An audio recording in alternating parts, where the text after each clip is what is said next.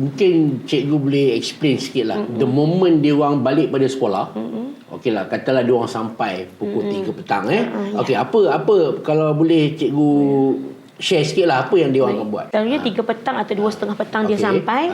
Kebiasaannya kita akan tanya dah solat ke belum kat sekolah lah. Kebiasaan tak solat lagi lah. Jadi anak-anak akan solat dulu. Solat dulu. Ambil uduk. Dia adalah cikgu yang akan tengok, perhatikan dia ambil uduk. Ada borang catatan perkembangan dia lah. Lepas tu walaupun kita percuma kan, tapi kita tak semudah-mudahnya. Maksud kita nak ada progress.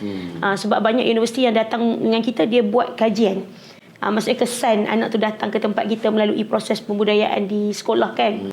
Jadi dia datang, dia akan solat berjemaah dengan kita. Lepas tu dia akan selesaikan bacaan Iqra' atau Al-Quran dulu. Lepas tu masuk asar, solat asar. Lepas solat asar adalah waktu bermain. So dia adalah sukan dia, riadah dia. Pada sesi malam kita akan